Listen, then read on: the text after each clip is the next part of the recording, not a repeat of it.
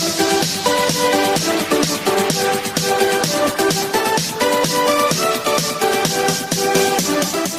dear students, welcome to our YouTube channel RBC Education Classes. RBC Education Classes के इस YouTube channel पर इस online study के platform के ऊपर मैं पुनीत पूनिया आप सभी प्यारे बच्चों का एक बार पुनः हार्दिक स्वागत करता हूं।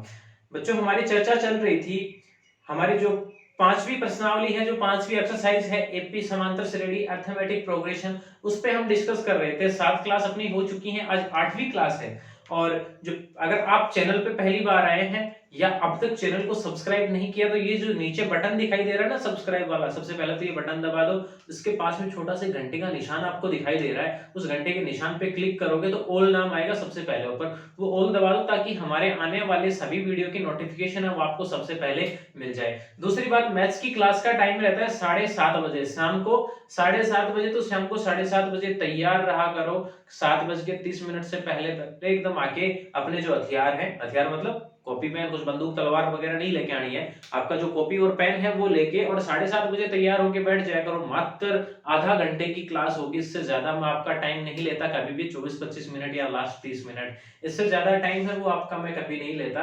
और मैं जानता हूँ कि जिस प्रकार से ये जिस दौर से आप गुजर रहे हो उस दौर से मैं भी गुजरा हूँ, कभी 10th क्लास में मैं भी था, तो मैं कितना पढ़ता था वो मैं जानता हूँ। लेकिन क्या होता है कि बूंद बूंद से घड़ा भरता है, तो थोड़ा थोड़ा पढ़ लेंगे ना, रेगुलर कंटिन्यूटी होनी चाहिए। ये जरूरी नहीं है कि आज मतलब मैं ये कहूं कि आपको पढ़ना है तो आप रोज 2-2, 3-3, 4-4 घंटे मैथ्स पढ़ रहे हो, मत पढ़ो। नहीं पढ़नी इतनी, रोज आधा घंटे पढ़ लो। लेकिन ये नहीं है कि आप एक वीक में आप ये सोचते हो कि नहीं यार मैं संडे के दिन मैथ पढ़ूंगा, उस दिन मैं 4 घंटे कर लूंगा। तो रोज आधा घंटे पढ़ता हूं तो सप्ताह में कितना होगा, 3.5 घंटे, और मैं अगले संडे को 4 घंटे पढ़ लूंगा। नहीं, ऐसा नहीं करना है। कंटिन्यूटी बना के रखो, रेगुलरिटी बना के रखो, उसको मत तोड़ो। रोज चाहे आप आधा घंटे पढ़ लो, चाहे 25 मिनट ही पढ़ लो, सफिशिएंट है, बहुत है अपने लिए। तो चलिए आगे चर्चा करते हैं। 5.2 से पहले के जो एग्जाम्पल है वो एग्जाम्पल हम कर रहे थे। एक छोटी सी बात जो हमने लास्ट क्लास में छोड़ी थी वो उसमें ये थी कि हम चर्चा कर रहे थे किसकी, कि समांतर श्रेणी के पदों का चयन कर। एक छोटा सा टॉपिक आपके मैथ्स में लिख रखा है यहाँ कि भाई समांतर श्रेणी के पदों का चयन। आपकी जो प्रश्नावली है 5.2 से पहले ये चीज लिख रखी है, एक एग्जांपल भी दे रखा है। ये एक्चुअली है क्या, कहाँ चयन करना है, क्यों करना है, कैसे करना है, वो सब हम डिस्कस करेंगे। क्यों करना है, सबसे पहले मैं बात करूंगी हमें चयन करना क्यों है और चयन क्या करना है। तो सबसे पहले तो ये कि समांतर श्रेणी के पदों का चयन करना है। पदों का चयन क्यों करना है, किस लिए करना है, कहां करना है, किस कंडीशन में करना है, बहुत सी चीजें आपके दिमाग में आ रही हैं। उन सब चीजों को देखो मैं यहां आपको क्लेरिफाई कर दूं। मुझे ऐसे कुछ क्वेश्चन आते हैं जिसमें मुझे ये कहा जाता है कि कोई समांतर श्रेणी के 3 पदों का योग है, वो मान लो कि 10 दे रखा है। क्या दे रखा है, समांतर श्रेणी के 3 पदों का योग है वो आपको 10 दे रखा है। फिर आपको कहा जाता है कि उसका गुणनफल है, वो भी मान लो उसमें कुछ डाटा है वो दिया हुआ है कि इतना गुणनफल है। तो गुणनफल छोड़ो, हम क्या करेंगे, ये जो दे रखा है कि समांतर श्रेणी के 3 पदों का योग है वो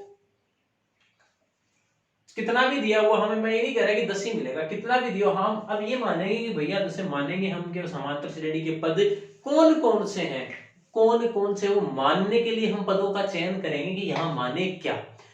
देखो हम कहने को कुछ भी मान सकते हैं, लेकिन ये तरीका इसलिए बता रहा हूं कि वहां से क्या होता है कि अपना सवाल है वो बहुत इजीली सोल्व हो जाता है। अब मैं देखो मैं क्या मानूंगा, मैं ये मानूंगा कि पहला पद तो मैं देखो 3 पद है ना, तो मैं बीच वाला पद क्या मानूंगा, बीच वाला पद तो मैं ए मानूंगा, ठीक है। उससे पहले वाला क्या होगा, ए माइनस डी। अगर सार्वंतर है, कॉमन डिफरेंस डी है, तो उससे जस्ट पहले वाली जो टर्म आएगी वो क्या होगी, ए माइनस डी। इससे आगे वाली टर्म क्या आएगी, ए में डी है वो जुड़ जाएगा, यही तो आता है ना। अब इसमें क्या कर रहा, देखो इसमें सार्वंतर है, जो कॉमन डिफरेंस है वो डी है, क्योंकि ए माइनस डी के अंदर मैं डी जोड़ूंगा तो ए आएगा, ए में डी जोड़ूंगा तो ए प्लस डी आएगा, है या नहीं है। तो ये क्यों माना, इसका रीजन क्या है, what is the reason behind this, इसके पीछे रीजन क्या है, ये ही क्यों माना हमने और कुछ क्यों नहीं माना। ये क्या दिया हुआ है, 3 पदों का योग है वो 10 दे रखा है, ठीक है। चलो मान लो यहाँ 9 मान लो, आप 10 मत मानो, आप 9 मानो इसको। 3 पदों का योग है वो आपको 9 दे रखा है। अब आप क्या करोगे, इनको जोड़ो, आप इनको जोड़ोगे तो a minus D plus a और प्लस में a प्लस डी। मैंने क्या किया, मैंने तो इन पदों को जोड़ा ही था ना, तीनों को, इसको जोड़ दिया, इसको जोड़ दिया और इसको जोड़ दिया, और तीनों का जोड़ है वो कितना आ रहा है, वो 9 आ रहा है। तो अब ये देखो माइनस डी और प्लस डी कटेंगे या नहीं कटेंगे, और कटने के बाद यहाँ क्या बचेगा, 3a इज इक्वल टू कितना आ रहा है 9, यानी a का मान है वो कितना आया 3। यानी मेरा कहने का मतलब क्या है कि a का मान है वो कितना आ गया, यहां से a का मान है वो कितना आया 3 आया है। नहीं ये है वो बीच वाला, ये है 3, इसके अंदर भी कुछ हम सार्वंतर d का मान हमने नहीं निकाला है, d का मान हम आगे निकालेंगे, इस जो गुणनफल दिया हुआ होगा हम इससे है वो d का मान निकालेंगे। लेकिन ये मानने का रीजन क्या था कि मैं a माइनस डी ए और a प्लस डी ही क्यों मानूं, तो उसका रीजन ये था कि यहां से d से d कट जाएंगे और हमारे पास इजीली है वो आंसर आ जाएगा। अब देखो मैं यहां कुछ लिख रहा हूं, आपकी बुक में लिखा हुआ है, मैं आपको फिर वही चीज लिख के बता रहा हूं कि अगर हमें 3 पद मानने हो, कितने, अगर 3 पद हम मानते हैं तो कौन से मानेंगे हमें, मैं मानूंगा a माइनस डी, a और a प्लस डी। अगर हमें ये कहा जाए कि भैया आप 5 पद मानो, तो 5 पद कौन से मानूंगा, a minus two D, a minus D, a plus D और a प्लस टू डी। यानी दोनों तरफ 3 पद तो हमारे पास पहले थे और दोनों तरफ मैंने एक एक पद बढ़ा दिया। इस साइड क्योंकि जब कॉमन डिफरेंस d है तो इस साइड आगे जाऊंगा तो a प्लस टू डी आएगा, इस साइड आऊंगा तो a माइनस टू डी आएगा। लेकिन अब देखो यहाँ क्या होगा कि भाई a माइनस, यहाँ a माइनस टू डी है तो ये a प्लस टू डी, इनको जोड़ूंगा तो 2d से 2d कट जाएगा और d से d कट जाएगा। अगर यही बात मेरे को 7 पद के लिए बोली जाए तो मैं क्या करूंगा, a minus three D, a minus two D, a minus D, a, फिर a प्लस डी, फिर a प्लस टू डी और फिर a plus three D. 3d से तो 3d कट जाएगा, 2d से 2d कट जाएगा और d से d कट जाएगा और केवल हमारे पास क्या बचेगा, a है वो a बचेगा। a मतलब कितनी बार आएगा, 1 2 7 पद है तो 7 बार है वो a हमारे पास बचेगा। इस प्रकार से मैं आपको बता रहा हूं ये कब आएगी कंडीशन, जब आपके पास पदों की संख्या क्या हो, विषम हो। जब आपके पास पदों की संख्या क्या हो, विषम हो। आपने एक पद यहाँ a, ये तो बीच वाला पद आप मानोगे और उसके बराबर देखो जब विषम संख्या है, विषम संख्या 5 है, 5 में से एक पद बीच वाला मैंने a मान लिया, बाकी दोनों साइड क्या बचेंगे, दो दो पद बचेंगे या नहीं बचेंगे।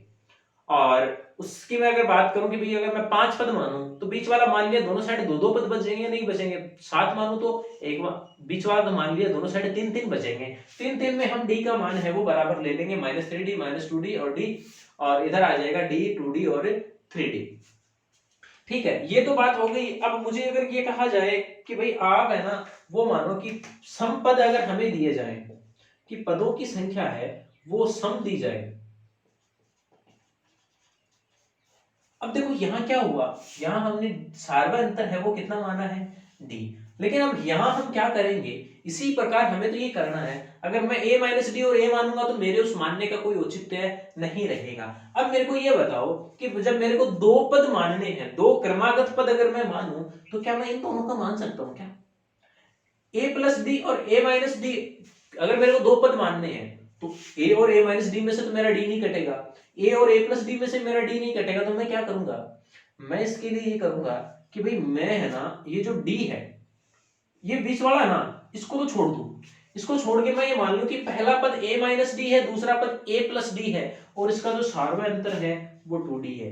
क्या मैं इसके अंदर 2d जोड़ूं कि a माइनस डी के अंदर मैं 2d जोड़ूं तो मेरा a प्लस डी आएगा या नहीं आएगा। d माइनस का है, प्लस का 2d है, एक कट जाएगा, एक प्लस का d बचेगा तो a प्लस डी आ गया ना।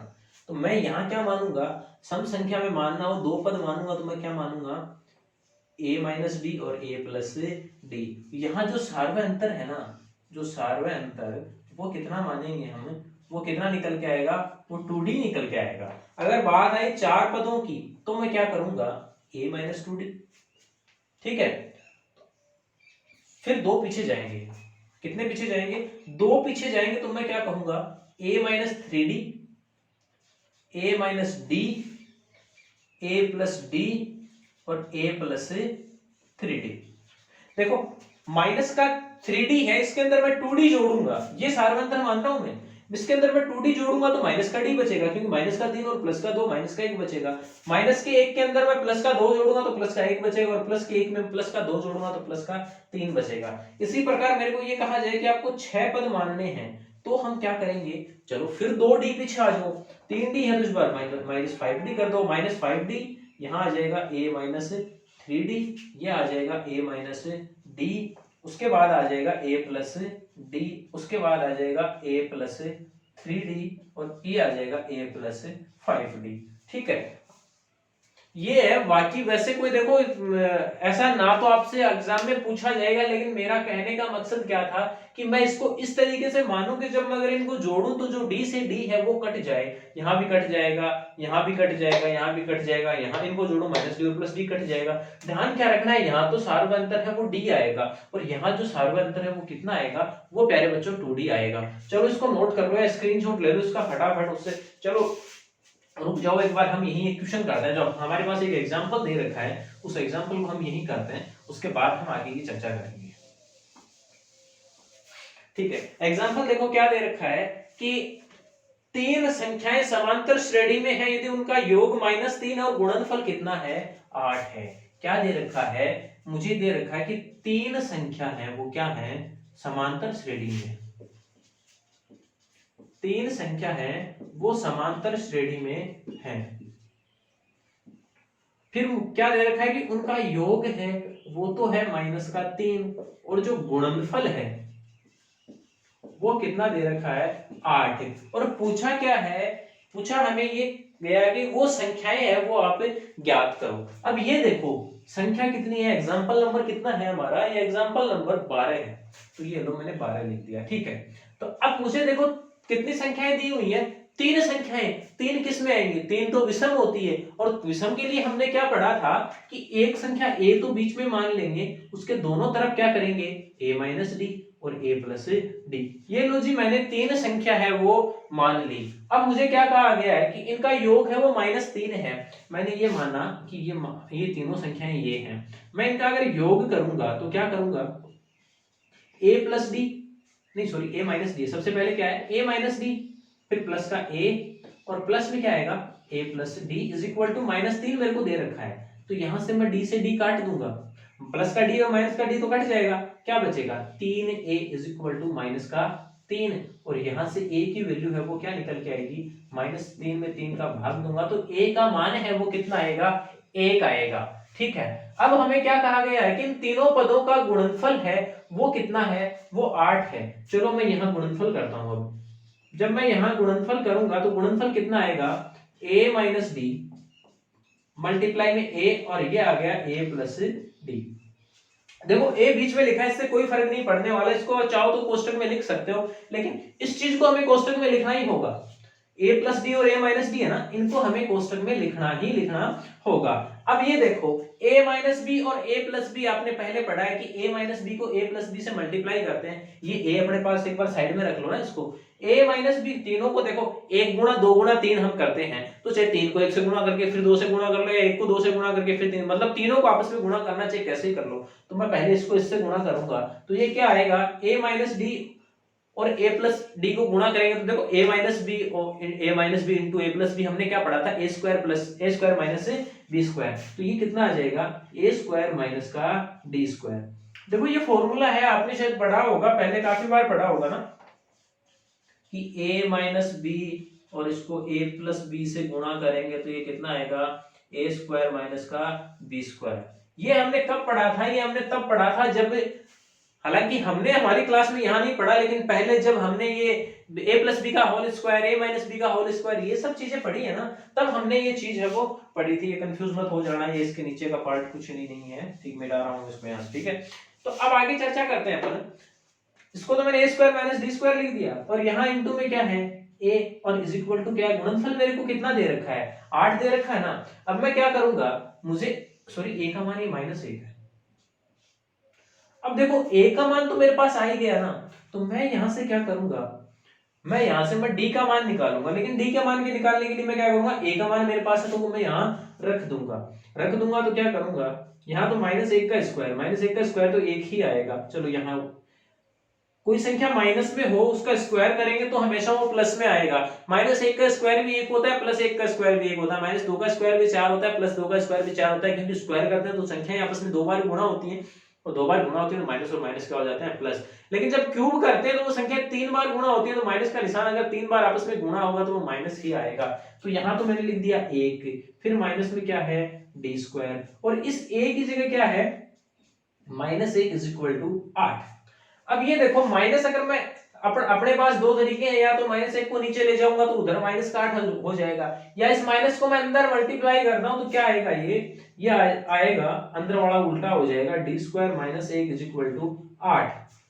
उल्टा कैसे हुआ, देखो इसको अंदर गुणा करूंगा तो d तो माइनस का, ये तो प्लस का हो जाएगा, माइनस को माइनस से गुणा करूंगा तो प्लस आएगा ना, और इस यहाँ प्लस है तो इस माइनस को प्लस से गुणा करूंगा तो 1 है वो तो माइनस का हो जाएगा, और d है वो किसका हो जाएगा प्लस का। तो d² -1 है वो इक्वल टू कितना है 8, और यहां से ये हो जाएगा d² = 9, और यहां से हमारे पास d की वैल्यू है वो आ गई +-3।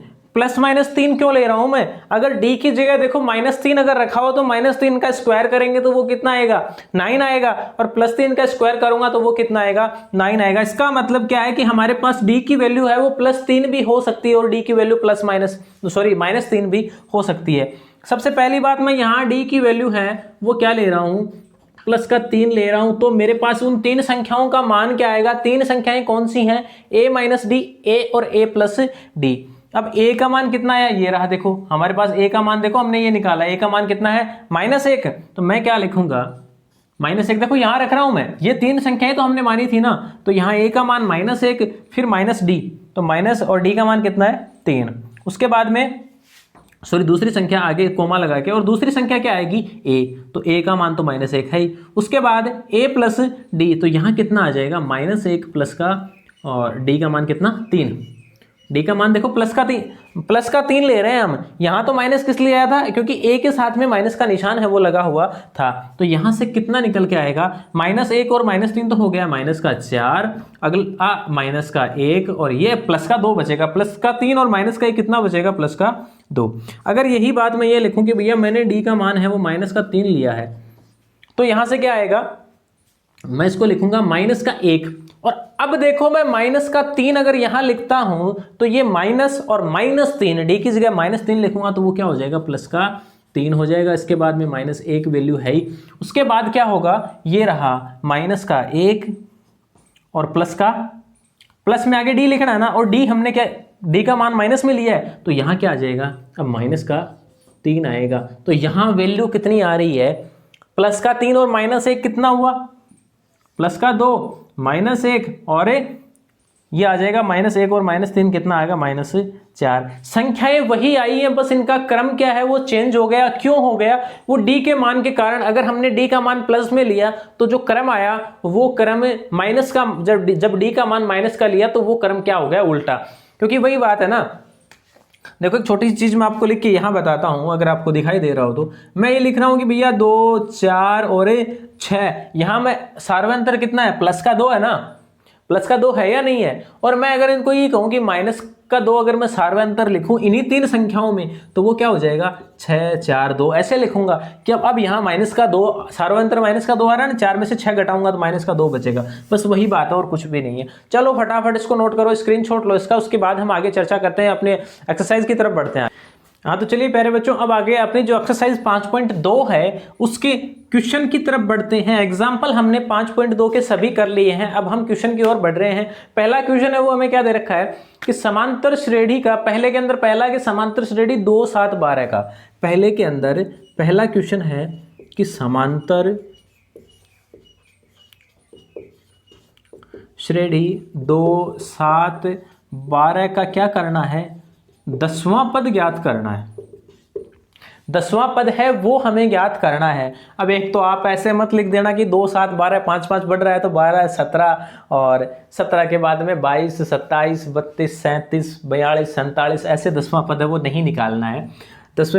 हमने nवां पद याद करने का सूत्र क्या पढ़ा था? देखो यहाँ सबसे पहले छोटी छोटी चीजें हैं वो हमें नोट करनी जरूरी है। सबसे पहले मैं a का मान लिखूंगा, प्रथम पद कितना है 2, और d है वो कितना आ रहा है 7 - 2 = 5 आ रहा है। देखो सार्वंतर 12 में से 7 घटाऊंगा तो 5, कॉमन डिफरेंस कितना आ रहा है 5 आ रहा है ना। 7 में से 2 घटाऊंगा तो 5 आएगा, 12 में से 7 घटाऊंगा तो 5 आएगा। अब अपने पास फॉर्मूला है nवां पद ज्ञात करने का, a + n - 1 × d। कौन सा पद ज्ञात कर रहे हैं? 10वां पद ज्ञात कर रहे हैं। तो a10 = a का मान, प्रथम पद कितना है हमारे पास 2 + n - 1, n का मान कितना है 10 है ना, तो यहाँ 10 - 1 और d का मान कितना है 5। यहाँ से वैल्यू आ जाएगी 2 + 9 × 5, 9 5 45, और 45 और 2 क्या आ जाएगा यहाँ से a10 = 47। ये लो आंसर आ गया। बहुत ईजी कंसेप्ट है, बहुत ईजी क्वेश्चन है। एक छोटा सा फॉर्मूला है, ये हमें याद रखना है। ऐसे 3 फॉर्मूले मैंने बताए थे पिछले 3-4 क्लासों से, इन्हीं फॉर्मूलों के ऊपर हमारी चर्चा है वो चल रही है। उससे अगला क्वेश्चन दे रखा है कि √2, 3 √2 और 5 √2 का 18वां पद निकालना है। इसी का दूसरा पार्ट है वो क्या दे रखा है √2, 3 √2 और 5 √2। इसका क्या निकालना है? इसका हमें 18वां पद ज्ञात करना है। तो देखो प्यारे बच्चों, यहाँ क्या करेंगे, सबसे पहली बात कि मैं यहाँ a लिखूंगा तो a कितना है मेरे पास √2।